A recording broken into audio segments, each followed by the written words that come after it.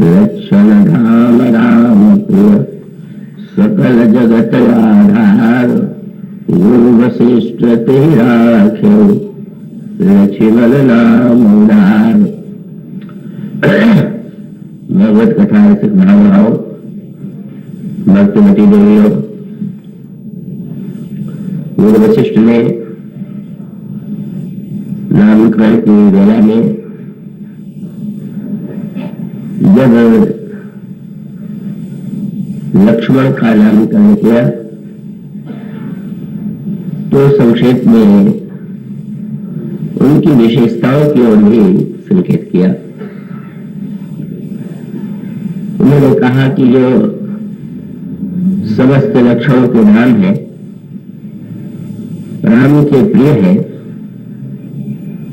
और सारी सृष्टि के आधार है, यह उदार चरित्र वाले यह जो सामने वाले थे उनका नामकरण मैं लक्ष्मण के रूप में करता हूं। तो श्री लक्ष्मण की विलक्षणता यही है कि श्री रामचरितमानस में उनकी भूमिका जितनी जटिल है, जितनी कठिन है, वह किसी अन्य पात्र की नहीं। क्योंकि भगवान श्री राम का जो चरित्र है, उनकी जो लीलाएं हैं, उनमें भिन्न भिन्न रसों के अवसर आते हैं और स्वाभाविक है कि रस विशेष में जो अपना अधिकार मानते हैं वो भगवान की उपासना किसी विशेष भावना से करते हैं। उनके लिए समस्त भावनाओं में अपने आप को सम्मिलित कर पाना, निर्वाह कर पाना अत्यंत कठिन है। और इस संदर्भ में जो कल आपके सामने चर्चा की जा रही थी, अगर श्री लक्ष्मण भगवान श्री राम के साथ महर्षि विश्वामित्र के आश्रम में जाते हैं तो प्रातः काल भगवान श्री राम मुनियों से प्रार्थना करते हैं, आप लोग निर्भय होकर यज्ञ प्रारंभ करें। उस समय जो स्वामी जी ने जो पंक्ति लिखी उसके शब्द है, प्रात कहा मुनि सल रघुराई, निर्भय यज्ञ करम तुम जाए। आप निर्भय होकर यज्ञ कीजिए, होम करम लागे मुनि झारी, और आप रहे मठ की रखवाली। मुनियों ने उत्साह पूर्वक यज्ञ प्रारंभ किया और गोस्वामी जी कहते हैं, प्रभु श्री राम बद्दे मत जो यज्ञ चल रहा था उसकी रक्षा में स्वयं खड़े हो गए। बड़ी अलग सी बात है। गोस्वामी जी ये तो यह कह सकते थे कि दोनों भाई यज्ञ रक्षा के लिए संबद्ध हो गए, किंतु गोस्वामी जी ने इस अवसर पर जब यह कहा कि श्री राम यज्ञ की रक्षा के लिए प्रस्तुत है और लक्ष्मण का नाम साथ में नहीं जोड़ा, तो उसके पीछे उनकी भावना क्या थी कि स्वयं तो श्री लक्ष्मण जी के जीवन में कोई भी ऐसी मान्यता धर्म के संदर्भ में नहीं है कि ये उसके उनके निष्ठा के अंतर्गत हो। भगवान श्री राम अयोध्या कांड में बल के प्रसंग में लक्ष्मण जी को धर्म का उपदेश देते हैं तो उसमें लक्ष्मण जी ने स्पष्ट रूप से नकार दिया। प्रभु ने कहा कि लक्ष्मण, पिताजी इस समय वृद्ध है, शोकग्रस्त है, भरत और शत्रुघ्न यहाँ नहीं है। ऐसी स्थिति में प्रजा के प्रति, पिता माता के प्रति तुम्हारा जो कर्तव्य है उसका तुम निर्वाह करो। और भगवान ने उस संदर्भ में लक्ष्मण से कहा कि तुम्हें याद रखना चाहिए कि जिस राजा के राज्य में प्रजा दुखी रहती है वो निश्चित रूप से नरक का अधिकारी होता है। जास राज प्रिय प्रजा दुखारी, सो नृप अवश्य नरक अधिकारी। भवन भरत रिपु सूदन नहीं, राव वृद्ध मम दुख मन माही। रहु करहु सब कर परितोषु नकम तात हो ही बड़ दोषु।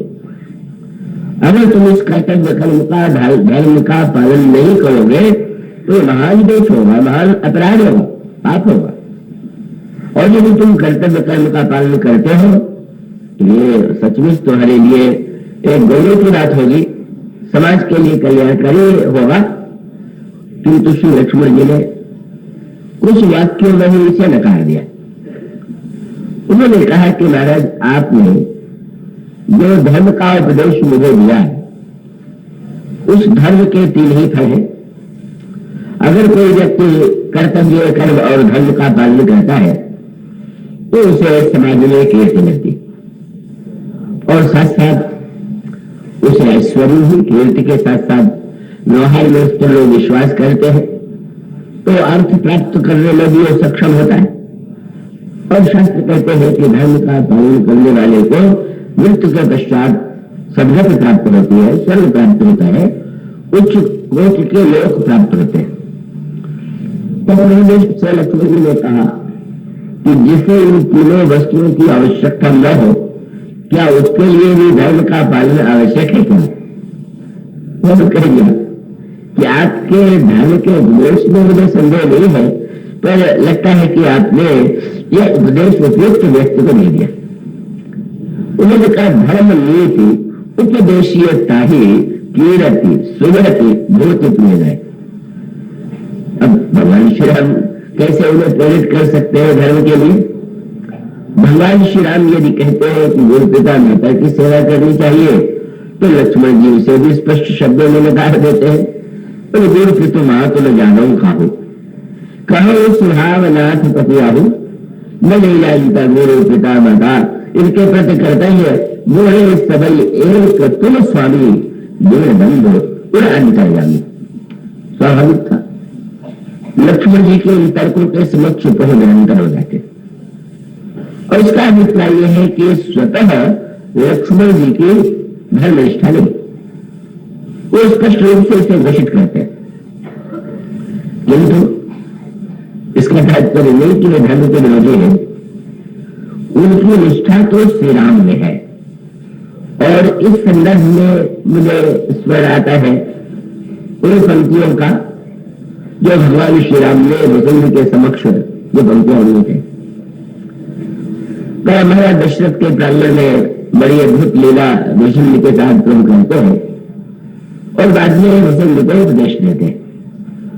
तो उपदेश के संदर्भ में प्रभु के समक्ष मानो यह वसुंधरा जी की जिज्ञासा थी कि भगवान विभिन्न प्रसंगों में अलग अलग व्यक्तियों को प्रिय बता देते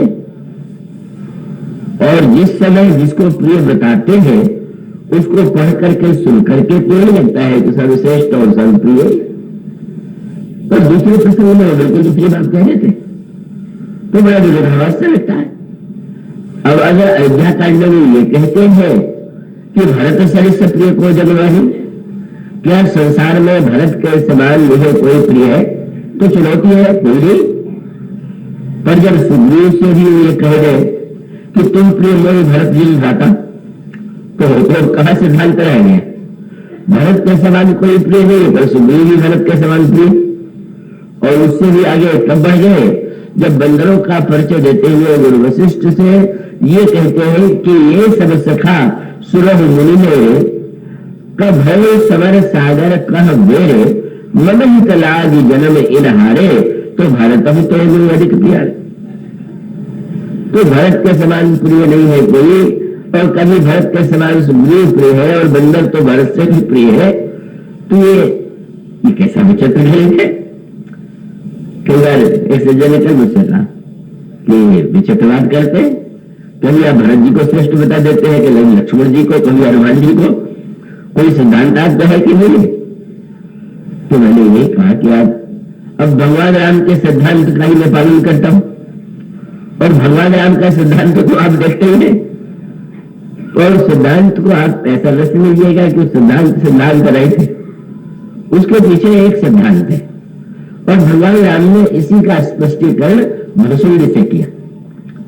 उन्होंने कहा कि वसुंधरा, एक पिता के यदि अनेक पुत्र हो तो बड़ा स्वाभाविक है कि उनमें अलग अलग प्रकार की विशेषताएं हो और अलग अलग गुण, और पिता भिन्न भिन्न समयों में अपने अलग अलग पुत्रों की प्रशंसा करता है और करना चाहिए। अब मान लीजिए कभी कवि सम्मेलन हो रहा है और कवि सम्मेलन में वह पुत्र जाए जो कवि है, तो उस संदर्भ में तो पिता जो है उस कवि पुत्र की ही प्रशंसा करेगा और करना चाहिए। कवि काव्य के संदर्भ में उसकी विशेषता सामने है तो काव्य के संदर्भ में उसकी श्रेष्ठता का प्रतिपादन करता है। अगर वीरता का प्रसंग हो तो जो पुत्र वीर है उसकी सर्वश्रेष्ठता का प्रतिपादन करके उसको उत्साहित करता है। और इसी तरह से भगवान राम ने दृष्टांत देते हुए कहा कि सुनिए, यह तो स्वाभाविक है कि सकल विश्व यह मम उपजाया और सब पर मेरी बराबर गाया। ये तो सारा विश्व जो है मेरे ही द्वारा बनाया हुआ है, इसलिए मेरी दया तो सब पर समान ही है। फिर भी मेरी दया का की यह समानता होते हुए भी व्यवहार में उसमें भिन्नता की प्रतीति होती है और वह स्वाभाविक है। वस्तुतः भक्तों की जो धारणा है वो उस भगवान को लेकर के उनमें आस्था नहीं है कि जो भक्त जो भगवान सबको समान रूप से चाहते हैं। भक्तों के तो अपने भगवान होते हैं और भक्त की धर्म ये है कि आप मेरे प्रभु हैं और आप होंगे तो भले ही हो। लक्ष्मण जी कह देते हैं कि आप, मैं तो जानता हूं, सारे शास्त्र भी कहते हैं कि आप देवता मनुष्य और मुनियों सबके स्वामी हैं, पर मैं तो इन बातों को सामने रख करके थोड़ी आपसे बात करता हूं। सूर्य नर मुनि सचराचर साई, तो मैं पूछो निज प्रभु की राय। मैं तो अपना प्रभु मानता हूं, सारे विश्व के स्वामी हो तो हो। तो इसलिए भगवान ने कहा कि तत्वता अभेद होते हुए भी एक तारतम्य मेरे प्रियता में है। और तब उन्होंने दृष्टांत देते हुए कहा, एक पिता के विपुल कुमारा, कोई पृथक गुणशील आचारा। कोई पंडित, कोई तापस दाता, कोई धनवंत सूर्य को दाता और कोई सर्वज्ञ और धर्मरत कोई, सब पर पिता प्रिय सम होई। जिसमें जो विशेषता है उस विशेषता के संदर्भ में पिता उसको उत्साहित करता है और उसे प्रिय स्वीकार करता है। पर वसुंधरा जानना चाहते हैं कि फिर भी यह तो प्रोत्साहन देने के लिए प्रशंसा करना, ये तो बौद्धिक प्रशंसा है। हृदय में माता पिता के भी यह दिखाई देता है कि बालकों में भी कुछ न कुछ किसी के प्रति पक्षपात होता है। घर घर का ये सत्य, एक पिता के 2-3 पुत्र हैं तो नहीं कि सब पर उसका प्रेम बराबर ही हो, तो किसी न किसी से उसकी ममता अधिक होती है। मां की ममता किसी न किसी से अधिक होती है, यह दिखाई देता है। तो भगवान ने कहा कि इन सबके प्रति मेरे मन में समान प्रिय होते हुए, प्रियता की भावना होते हुए भी एक पुत्र मेरा और है। वह पिता का पुत्र कौन है? तो भगवान ने कहा, एक पितु बचन भगत मन कर्म। एक पुत्र ऐसा है कि जो मन कर्म वचन से पिता का भक्त है, सपने ही जान न दूसरा धर्म, और स्वप्न में भी कोई दूसरा धर्म वह जानता नहीं। भगवान कहते हैं कि सुनिए, सो सुत प्रिय पितु प्राण समान। वह पुत्र जो है वह पिता के प्राण के समान प्रिय। मुसंदी जी ने कहा कि अगर उसमें अन्य विशेषताएं न हो तो उन्होंने कहा ठीक है, अन्य विशेषता भले ही इसमें न हो, लेकिन स्पष्ट रूप से सो सुत प्रिय पितु प्राण समाना, यद्यपि सो सब भांति अयाना। हर प्रकार से भले ही वो अयाना हो, अयोग्य हो, पर पिता को वह सबसे अधिक प्रिय होता है। इसी प्रकार से ये समस्त गुणगणों से युक्त जो व्यक्ति है वह तो मुझे प्रिय है ही, लेकिन जो समस्त धर्मों को छोड़ करके एकमात्र मुझसे प्रेम करते हैं वो मुझे सबसे अधिक प्रिय। और तब मेरा ध्यान जाता है वह कौन से पात्र है कि जिनके संदर्भ में यह चौपाइयां पूरी तरह से सही प्रतीत होती है, और तो वह नाम आता है लक्ष्मण जी का। लक्ष्मण जी में भी यह चौपाई जितनी साकार होती है, अन्य किसी पात्र में उतनी साकार नहीं होती। और आपने ध्यान दिया, श्री भरत भगवान राम के महान प्रिय है, स्वयं भगवान घोषित करते हैं। शत्रु श्री भरत और श्री राम के महान प्रिय है या भगवान से प्रेम करते हैं, ये भी वर्णन जाता है। और गुरु वशिष्ठ ने नामकरण में यह भरत जी के नाम की व्याख्या करते हुए आवश्यक नहीं समझा कि वो कहें कि राम प्रिय। इसका अन्यथा अर्थ न लीजिएगा, मैं कोई श्री भरत जी की आलोचना नहीं कर रहा, पर गुरु वशिष्ठ ने जब भरत नामकरण किया तो यही कहा कि विश्व भरण पोषण कर जोई ताकर नाम भरत। शत्रुघ्न जी का नामकरण किया तो जाके सुब्रत तेज पुरासा नाम सत्व नवेद प्रकाश। पर लक्ष्मण जी के गुणों के वर्णन में एक शब्द उन्होंने अनिवार्य रूप से जोड़ दिया, और वह शब्द लक्षण धाम राम प्रिय। गुरु वशिष्ठ कहते हैं जो राम को प्रिय, भरत जी महान प्रिय, भक्तों तो उन्हीं को अधिक प्रिय बताते हैं, हनुमान जी को प्रिय बताते हैं, शत्रुघ्न जी को प्रिय बताते हैं, लक्ष्मण जी को तो कभी प्रिय बताते हुए दिखाई नहीं देते। पर गुरु वशिष्ठ कहते हैं कि नहीं राम प्रिय। और सचमुच इसका अभिप्राय है कि लक्ष्मण जी की प्रशंसा में चाहे जितने विशेषण दे दिए जाए, पर अगर राम की प्रियता का नाता नहीं है तो लक्ष्मण जी को कई सारी प्रशंसा सर्वथा निरर्थक लगेगी।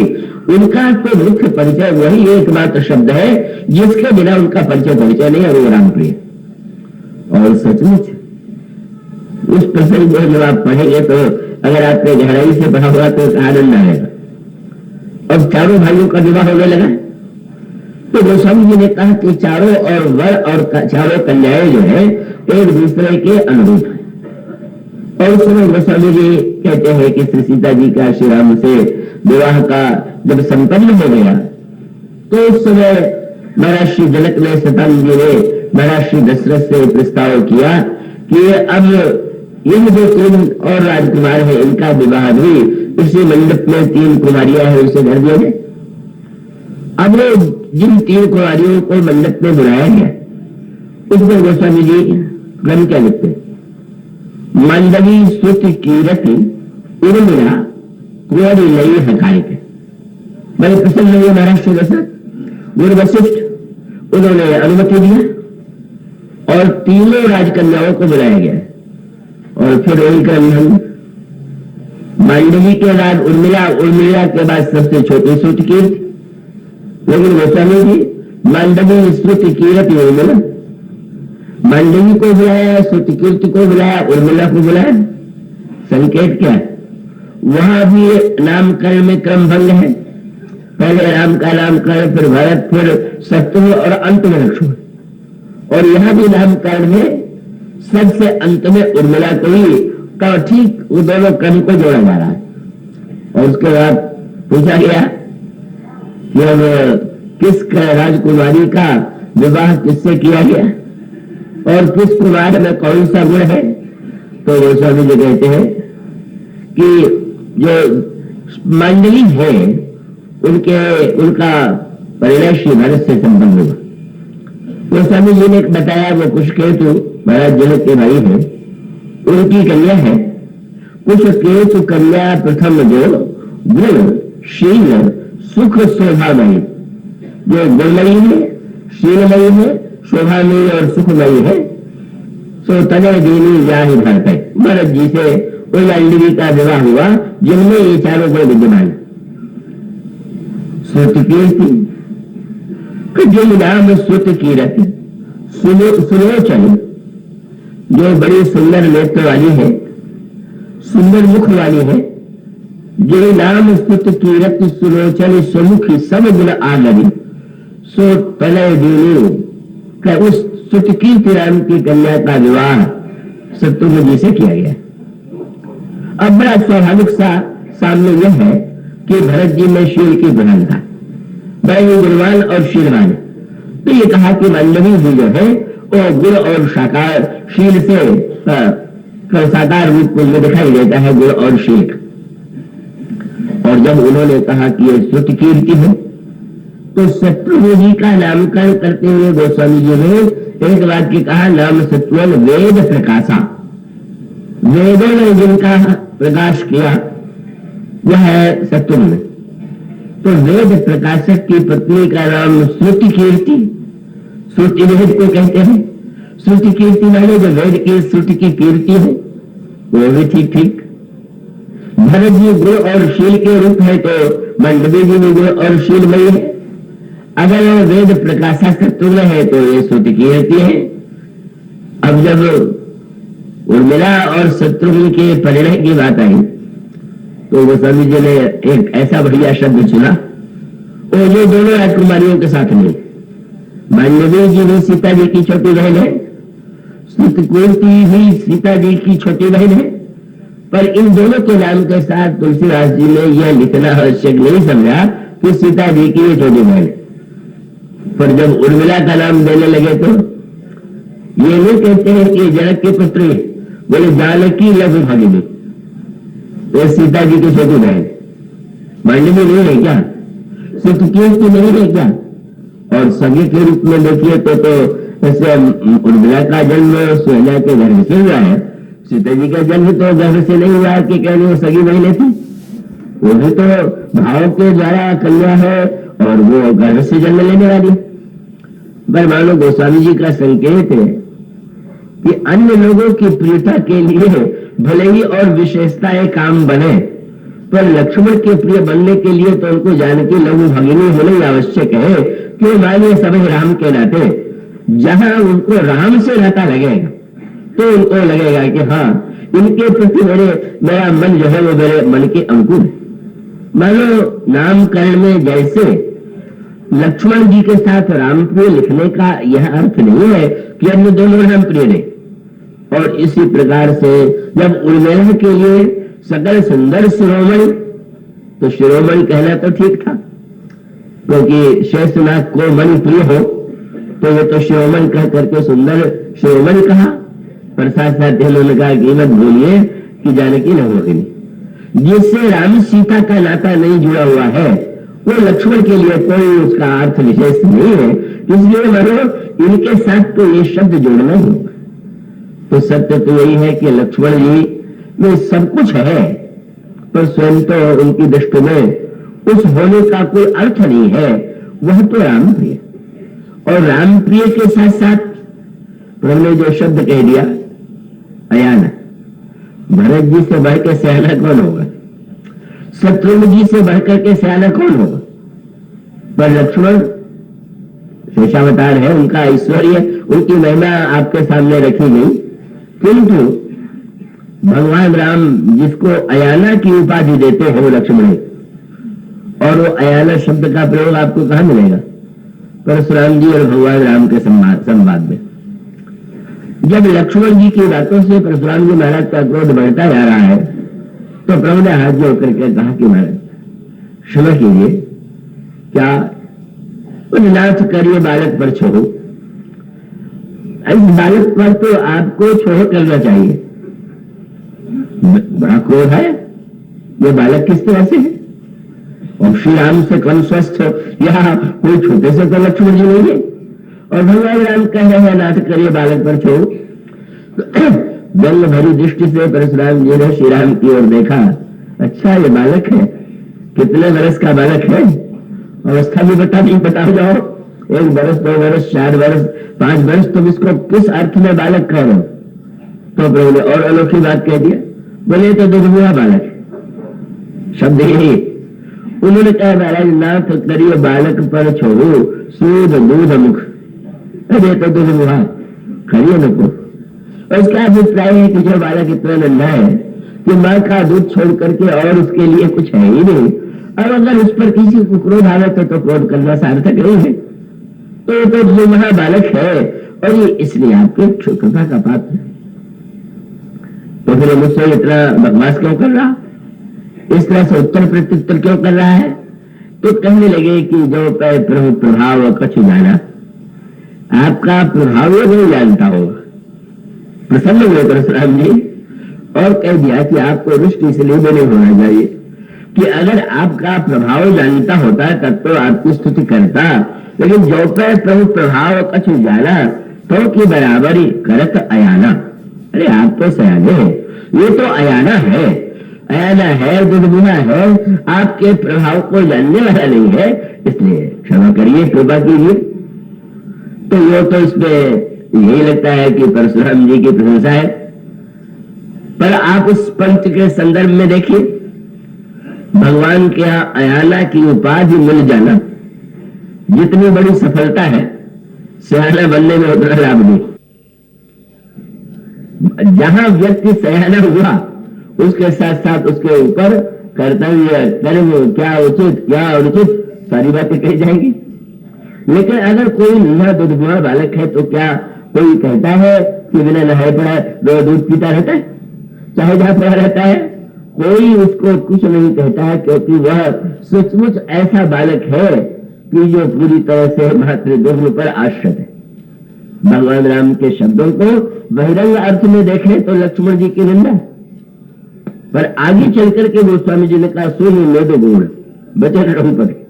प्रभु के शब्द सुनने में जैसे थे उसका अर्थ इतना ही नहीं। इस सत्य को परशुराम जी महाराज बाद में समझ गए कि जिससे मैं लक्ष्मण की निंदा और अपनी प्रशंसा समझ रहा था वो ऐसा था नहीं। भगवान श्री राम जब ये कहते हैं ये दुर्मुहा है तो क्या लक्ष्मण दुर्मुहे है क्या?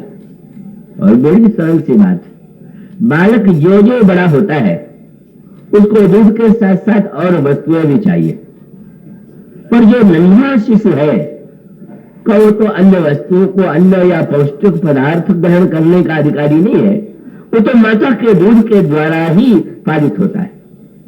भगवान कहते हैं लक्ष्मण दुर्मुहा है, और इसका अभिप्राय मेरे संसार में अनेक ऐसे भक्त हैं कि जिनमें अनेक शब्द हैं, पर ये जो दुर्मुहा माने जिसको मेरे कृपा और वात्सल्य को छोड़ करके और कुछ चाहिए ही नहीं, ये है वो बालक।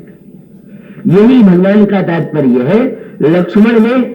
लक्ष्मण को आप इस दृष्टि से देखिए, दुर्मुहा कहने का प्रभु का तात्पर्य था कि उसको तो रंच मात्र किसी वस्तु की अपेक्षा ही नहीं है, वो मेरे प्रेम और स्नेह को छोड़ करके और उसके जीवन में कुछ नहीं।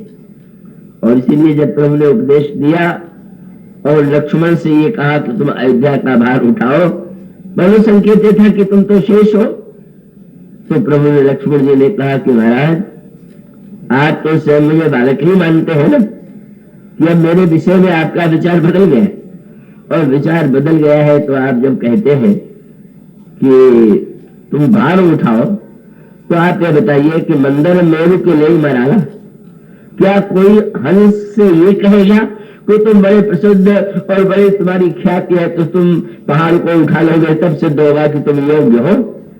क्या प्रभु यह नन्हा बालक वो बोझ उठाने के योग्य है कि वो स्वयं बोझ बन करके आपकी गोदी में आपका वात्सल्य प्राप्त करे? क्या नन्हे बच्चे से माँ ये कहती है दुर्मुहे बालक से कि कब से मैं तुझे ढो रही हूं, तू कैसा आलसी है, निकम्मा है, अरे तू छोटा है तो मुझे उठा? मानो प्रभु यह बताना चाहते हैं कि आप लक्ष्मण के जीवन में इस सत्य को पहचानिए, ये तो वह दूध पी करके उस शक्ति और का अधिकारी है जो और कोई नहीं। और जब प्रभु ने कहा कि यह आपका प्रभाव नहीं जानता, तो भी प्रशंसा है।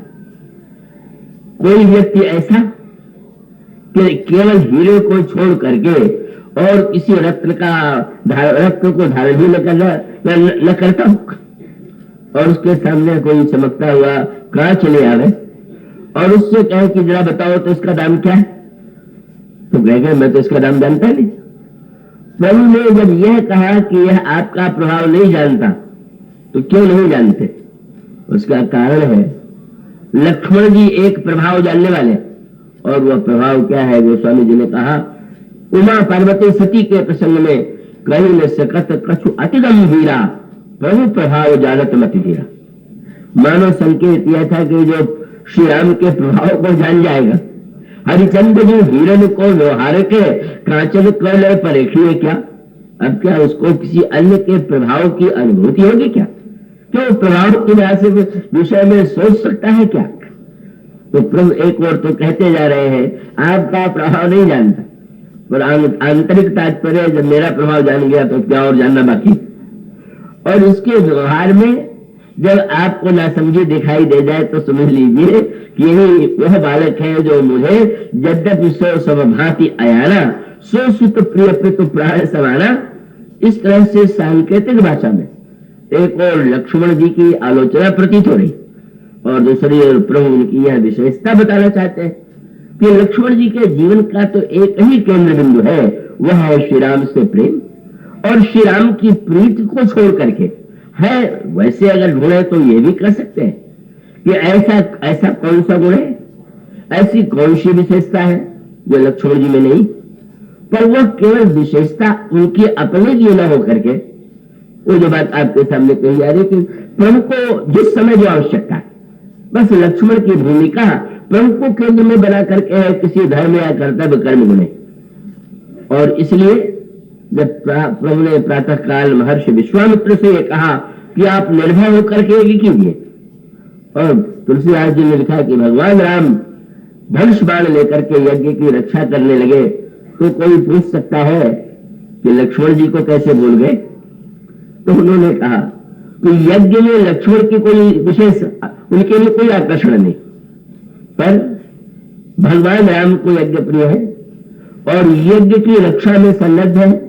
गोस्वामी जी का तात्पर्य था कि यज्ञ रक्षा करने वाले की भी रक्षा करने वाला तो कोई चाहिए, और लक्ष्मण जी उन श्री राम की रक्षा में है, उनको यज्ञ से कुछ नहीं आया, पर उनके केंद्र तो श्री राम है। श्री राम यज्ञ की रक्षा कर रहे हैं और लक्ष्मण जी श्री राम की रक्षा कर रहे हैं।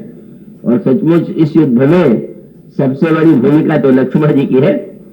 भगवान राम तो दही से उलझे रह गए। तो समझे ने लिखा जिस समय यज्ञ के मंत्रों की ध्वनि मारीच और सुबाहु ने सुना, फिर मारीच निशाचर को ही लय सहाय धावा मुनि द्रोही।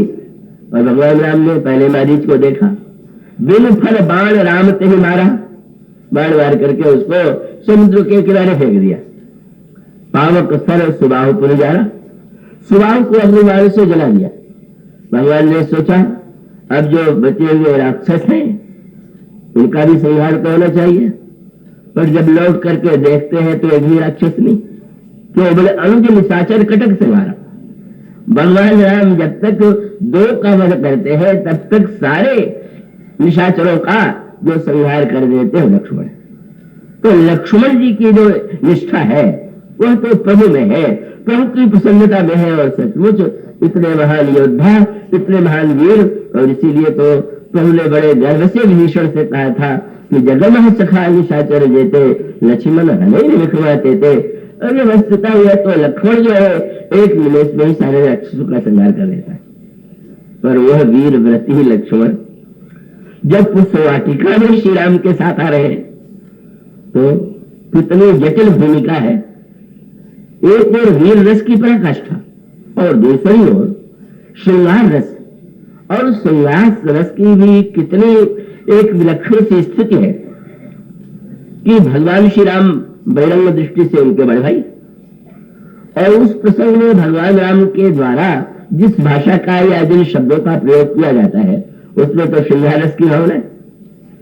उसमें तो श्रृंगार रस के विषय में प्रभु जो वाक्य कहते हैं वैसा तो उन्होंने जब कहा तो लक्ष्मण से कहा, संयोग में और वियोग में, दोनों प्रसंगों में आप अगर पालेंगे तो संयोग श्रृंगार के संदर्भ में भी प्रभु के श्रोता लक्ष्मण और वियोग के संदर्भ में भी प्रभु के श्रोता लक्ष्मण। जिसमें जनक नंदिनी का अपहरण हो जाता है और उसमें प्रभु वन में सीता जी को ढूंढते हुए व्याकुल भ्रमण कर रहे हैं, उस समय भी यहाँ भी बसंत है। भूप बागवर देखे जाई जहाँ बसंत ऋतु रही लो भाई। और वहां भी भगवान राम लक्ष्मण से कहते हैं देखा होता बसंत सुहावा। पहली बात प्रभु ने यहाँ पर वो उस वाक्य का प्रयोग किया जिसका प्रयोग उन्होंने वाटिका में नहीं किया। उन्होंने कहा देखा होता तो बसंत सुहावा, प्रियाहीन में भय उपजावा। सीता जी के अभाव में ये बसंत जो है मेरे मन में भय उत्पन्न कर रहा है। और भगवान राम को ऐसा लगने लगा ये वसंत ऋतु में ये जितना वातावरण है, कामदेव सेना लेकर के उस वाटिका और उसकी बड़ी विलक्षण तुलना है। उस वाटिका में भी भगवान को श्री सीता जी के आभूषणों की ध्वनि सुन करके कामदेव के आक्रमण की कल्पना हुई। कंकण किंकण को ध्वनि सुनी, कहा तो लक्ष्मण संग राम हृदय गुण, मानव मदन दुंदुभि देही, मनसा विश्व विजय कहते ही। वहां पर विश्व विजय का काम प्रभु पर आक्रमण करने आ रहा है, ऐसी अनुभूति प्रभु को हुई। और उस प्रसंग में प्रभु ने कहा कि लक्ष्मण देख नहीं रहे हो, चारों ओर कामदेव की सेना है, ये वृक्ष है, ये पक्षी है, ये पशु है, ये सब कामदेव के पक्षियों का नाम लेकर के कहते हैं। ऊँटों की सेना है, हाथियों की सेना है। कुछ तपिक मानव गज माते, ढेक महो को ऊँट विसराते, पक्षियों को कहते हैं। ये ऊँटों की जैसे ऊँट पर सवार होकर के योद्धा आते हैं, उसी प्रकार से ये कामदेव की सेना में ये पक्षी जो है, ये ऊँट है। कोयल बोल रही है तो कह रहे लगता है कि ये मुझे तपिक मानव गज माते, लगता है कि ये जो कोयल नहीं है, ये तो कोई उन्मत्त गज है। और प्रभु ने सारे वन का वर्णन काम और वसंत के संदर्भ में किया। पर वहां पर भी अगर श्री सीता जी के आभूषणों की ध्वनि सुन करके उनके मन में कवित्व का उदय हुआ, वो भी श्रोता लक्ष्मण है। मन में कोई भी व्यक्ति और मर्यादा में रहने वाला छोटे भाई को श्रृंगार रस की कविता तो नहीं सुनाता। वो तो मुझको कोई बराबरी वालों को भले ही श्रृंगार की बात सुनाई जाए, पर छोटे भाई को और प्रभु जो है और कविता सुना रहे लक्ष्मण जी को। और यहाँ पर भी कविता सुना रहे हैं, पूरा दृश्य देखो तात बसंत सुहावा, पिया हेन मोहि भय उपजावा। प्रभु ने कहा कि देखो विटप विशाल लता और धानी, विविध विधान विविध वितान दिए जनतानी सेना। ये जो पड़ा हुआ है चारों ओर सैनिकों का तंबू है, वो सैनिक है, ये वर्णन किया। पर अंत भगवान राम ने वहां जो किया और यहां थोड़ा भिन्न है। वहां पर भगवान राम ने कहा कि लक्ष्मण, कामदेव अपने सेनापति वसंत को लेकर के मुझे परास्त करने के लिए आया हुआ है। और आया है इसीलिए है कि जो शक्तिशाली होता है उस पर तो आक्रमण करने पर ऐसे व्यक्ति को डर लगता है।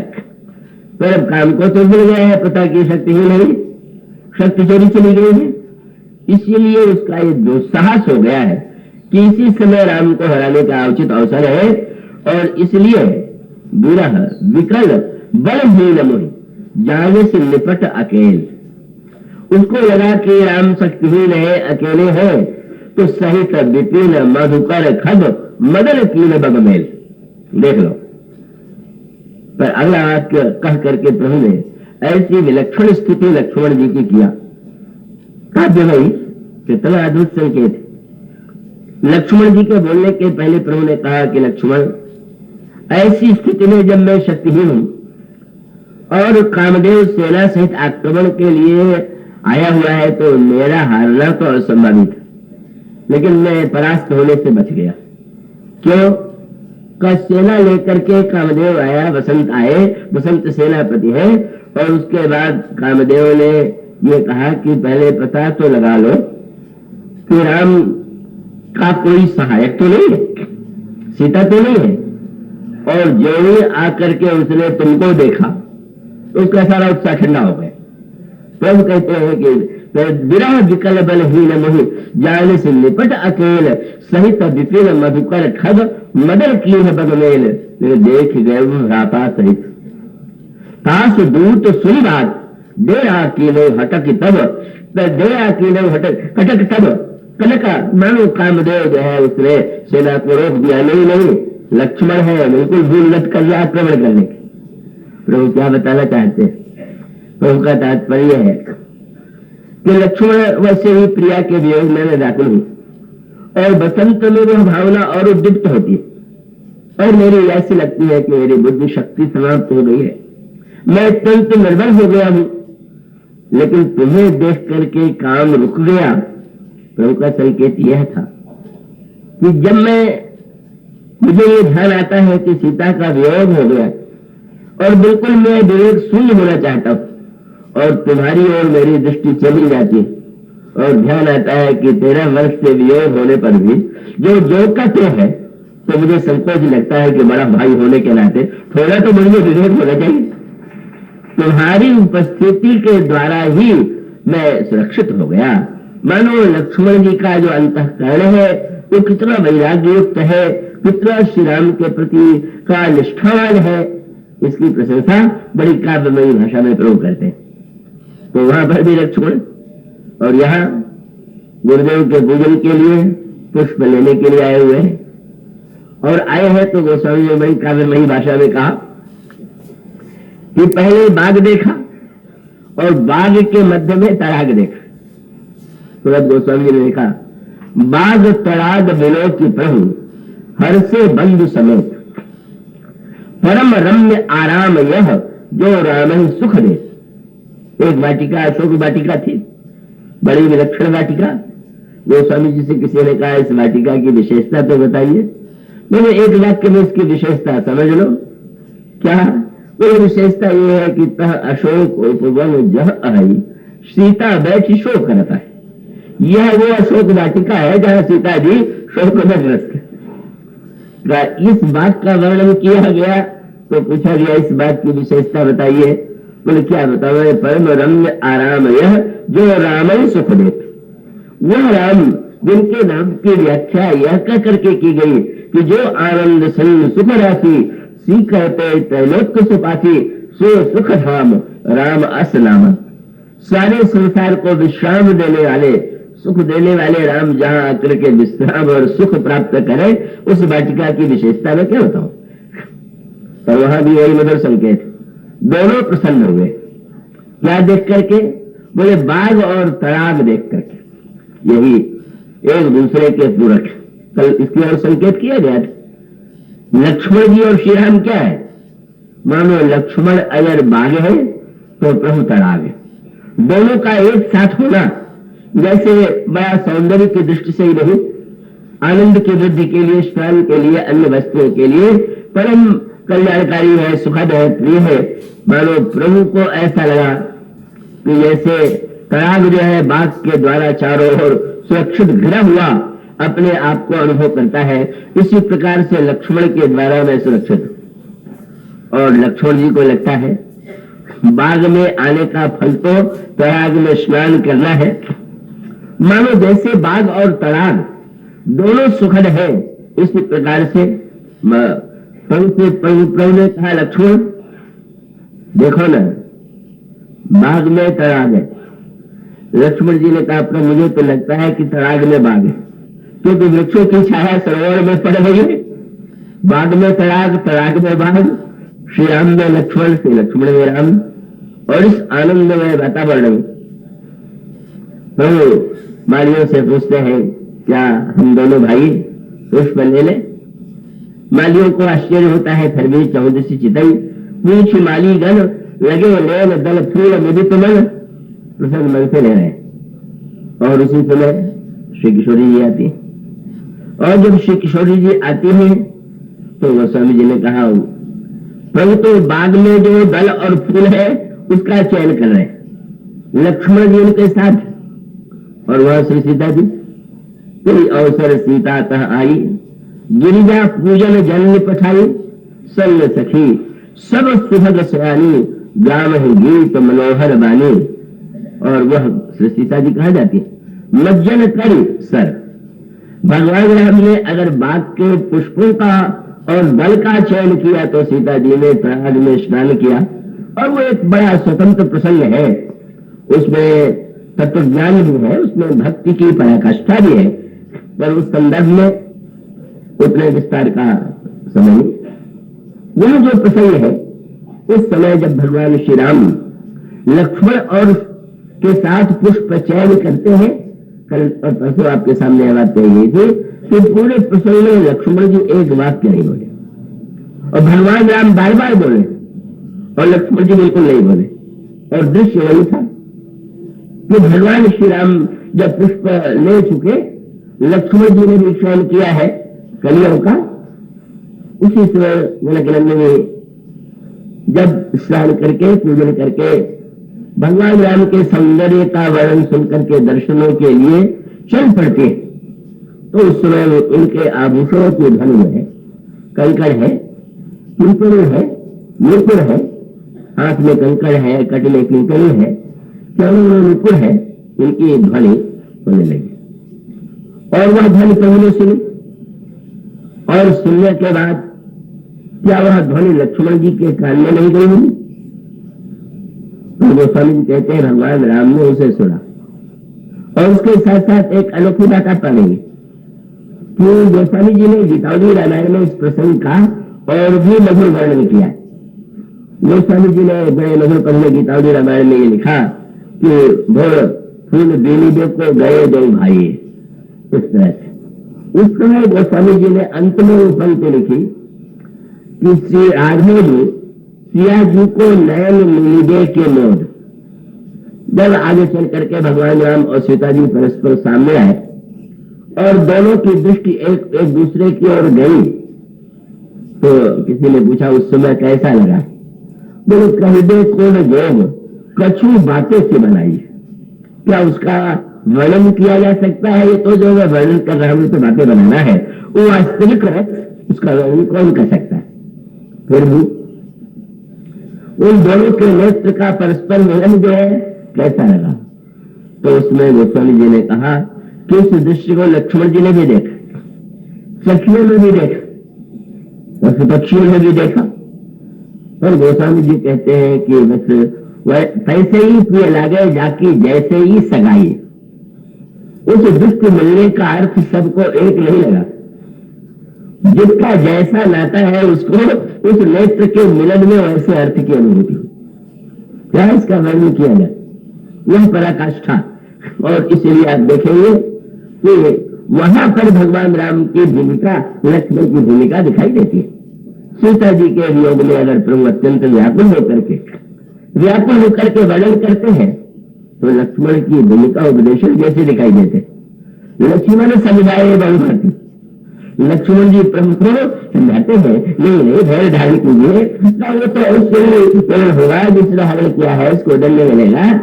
वहां पर वह श्री राम को उपदेश देते हुए, ये लक्ष्मण जी ऐसे हैं कि भगवान राम से उपदेश ले भी सकते और दे भी सकते। ऐसा नहीं आता है कि जब प्रभु के सामने खड़े होकर के बैठ के पूछते हैं कहो ज्ञान विराग और माया, कहो सो भगत करो तो दाया, बड़े जिज्ञासु से और ऐसा उपदेश दीजिए कि जाते हो चरण रति शोक मोह भ्रम जाए। आज तो ऐसा उपदेश दीजिए कि आपके चरणों में प्रीति हो जाए, शोक मोह भ्रम दूर हो जाए। प्रभु मन ही मन हंसे, अभी प्रीति होना बाकी है, तो हम तुम्हें ऐसा उपदेश दे कि मेरे चरणों में प्रीति कैसे हो जाए। यहाँ उपदेश के लिए जैसे जिज्ञासु पूछता है वैसे लक्ष्मण, और वहां जब बिल्कुल व्याकुल है तो लक्ष्मण समझाए बहुभांति। इसलिए बल प्रसंग में गोस्वामी जी ने क्रम बदल दिया। कुंदीवर सुंदरावती बलो विज्ञान धामा विभव। उस समय कहते सीता अन्वेषण तत्पर पतिगत। भगवान राम मानो कमल के समान, नील कमल के समान, और लक्ष्मण जी का रंग मानो कुंद के समान। कुंद श्वेत होता है, गोस्वामी जी ने बड़ी अद्भुत वर्णन दिए। पहले कुंद लिखा, बाद में इंद्र लिखा। कुंद इंद्र क्यों? बोले अब तक श्री राम आगे आगे चलते थे, पर इतने व्याकुल है कि अब लक्ष्मण को मार्ग बताना पड़ रहा है, लक्ष्मण को ही समझाना पड़ रहा है। यह एक स्थिति है।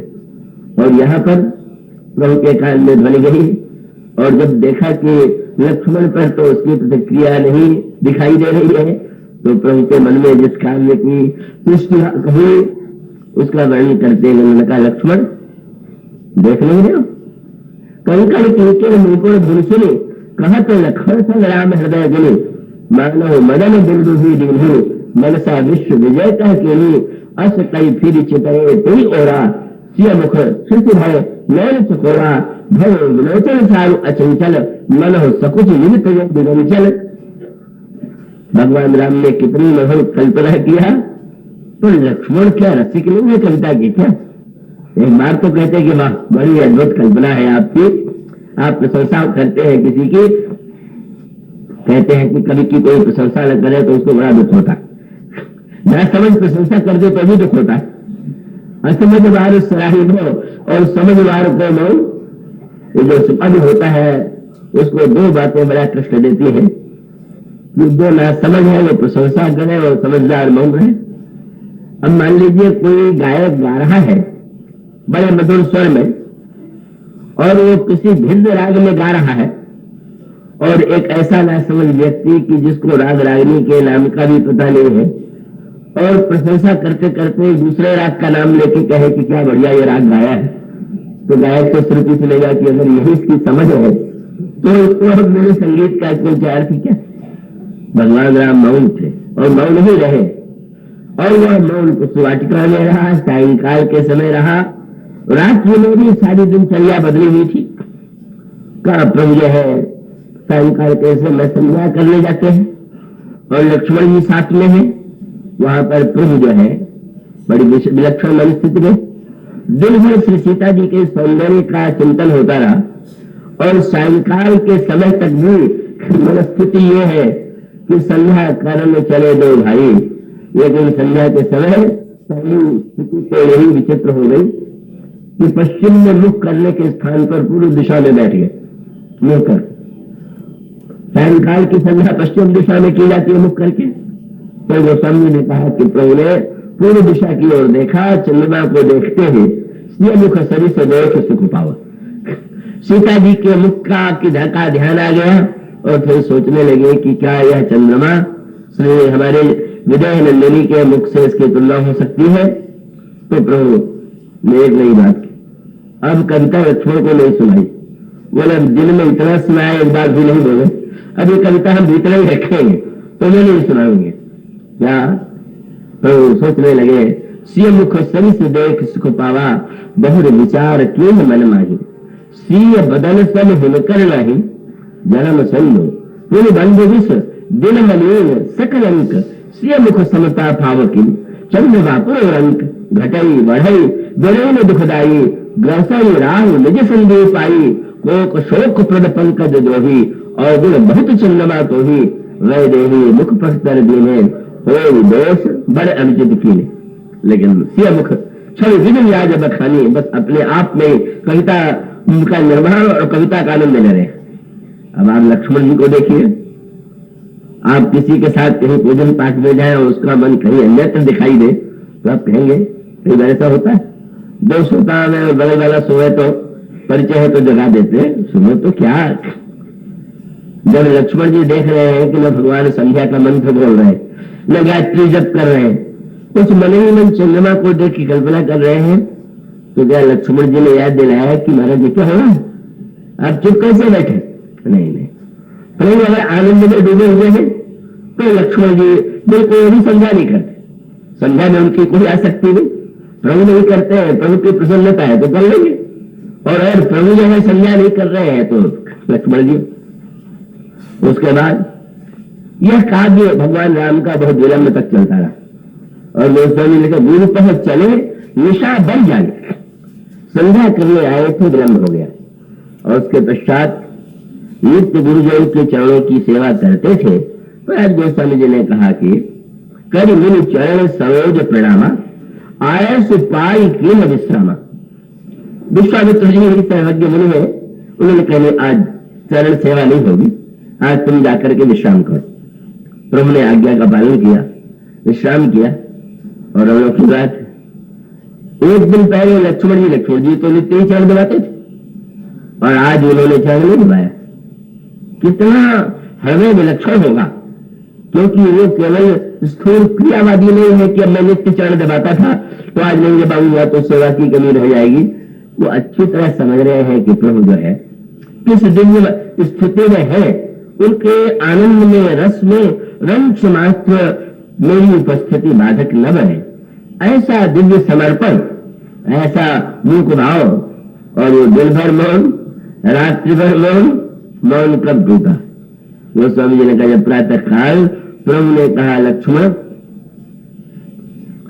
देखो सूर्य निकल आया। भगवान राम कहते हैं वो अरुण अवलोक टाटा पंकज को कलोक सुखदाता। फिर लक्ष्मण जी ने जब ये कहा कि हाँ महाराज, यह सूर्य तो उदित हो गया है, पर आपकी भुजा के सूर्य के द्वारा जब ये धनुष का अंधकार नष्ट होगा तो सभी भक्त सुखी होंगे। इसलिए दिन रात के बाद अब ज्योतिषी बन करके भविष्यवाणी कर रहे। प्रभु ने प्रश्न किया वाटिका में और उत्तर अब दे रहे। प्रभु ने सीता जी को पहले आभूषणों की धुन देख करके विदा किया, बाद में सीता जी का मुख देख करके जब मन में राग का उदय हुआ तो लक्ष्मण से कहा कि आज तो मैं अपनी मर्यादा और वंश परंपरा के विरुद्ध अपनी मनस्थिति को पा रहा हूं।